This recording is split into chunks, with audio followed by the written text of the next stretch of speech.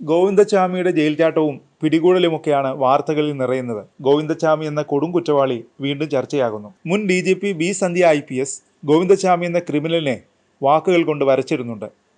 ഗോവിന്ദച്ചാമിക്കൊരു കയ്യേ ഉള്ളൂ എങ്കിലും 2 കൈയുള്ളവരേക്കാൾ വിദഗ്ധനാണെന്നാണ് മുൻ DGP പറയുന്നത്. റിപ്പീറ്റഡ് സെക്ഷൽ പ്രെഡേറ്റർ അഥവാ സ്ഥിരം ലൈംഗിക വേട്ടക്കാരനെന്നാണ് മുൻ DGP ഇയാളെ വിശേഷിപ്പിക്കുന്നത്. ഇയാൾ കൊടും കുറ്റവാളിയാണ്. ആദ്യമായി ഇയാളെ പിടികൂടുമ്പോൾ തമിഴ്നാട്ടിൽ 14ഓളം കേസുകളുണ്ടായിരുന്നു. ഒരു തരം കുറ്റബോധവും ഇയാൾക്കില്ലായിരുന്നു. പുറത്തിറങ്ങിയാൽ ഇനിയും ഇയാൾ ഇതുപോലുള്ള കുറ്റകൃത്യങ്ങൾ ആവർത്തിക്കും. ഇത്തരം ആളുകൾ സമൂഹത്തിന് വലിയ ഭീഷണിയാണ്. സമൂഹമധ്യത്തിലേക്ക് ഇറക്കിവിടാൻ കഴിയുന്നയാളല്ല ഗോവിന്ദച്ചാമി എന്നും ബി സന്ധ്യ IPS പറയുന്നു. ഒറ്റക്കയ്യനായ ഗോവിന്ദച്ചാമി സേലം, വിരുദാചലം, സമത്വപുരം, ഐവരത്തിക്കുടി സ്വദേശിയാണ്. സേലം പോലീസ് സ്റ്റേഷനിൽ ഇയാൾക്കെതിരെ നിരവധി കേസുകളുണ്ട്. അക്രമം, പിടിച്ചുപറി എന്നിവയുമായി ബന്ധപ്പെട്ടാണ് കേസുകൾ.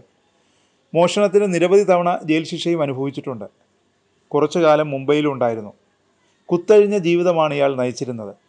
അമിത ലൈംഗികാസക്തി ഇയാൾക്കുണ്ട്.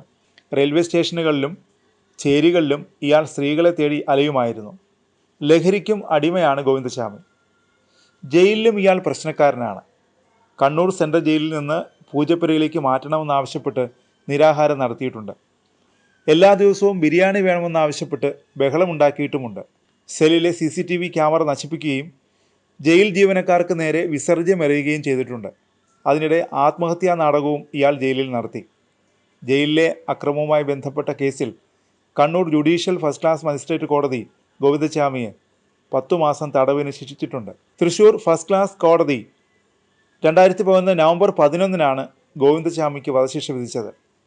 പ്രതിയുടെ ക്രൂരവും പൈശാചികവുമായ പ്രവൃത്തി കോടതിയെപ്പോലും ഞെട്ടിച്ചുവെന്ന് 1-ാം നമ്പർ അതിവേഗ കോടതി ജഡ്ജി K. രവീന്ദ്ര ബാബു അഭിപ്രായപ്പെട്ടു. 2013 ഡിസംബറിൽ ഹൈക്കോടതി വധശിക്ഷ ശരിവച്ചു. 2016 സെപ്റ്റംബറിൽ സുപ്രീം കോടതി വധശിക്ഷ റദ്ദാക്കി. പീഡനത്തിന് നൽകിയ ജീവപര്യന്തം ശിക്ഷ മാത്രം നിലനിർത്തി. വധശിക്ഷ ലഭിക്കാനുള്ള കുറ്റം സംശയാതീതമായി തെളിയിക്കാൻ പ്രോസിക്യൂഷന് സാധിച്ചിട്ടില്ലെന്ന് സുപ്രീം കോടതി വിലയിരുത്തി.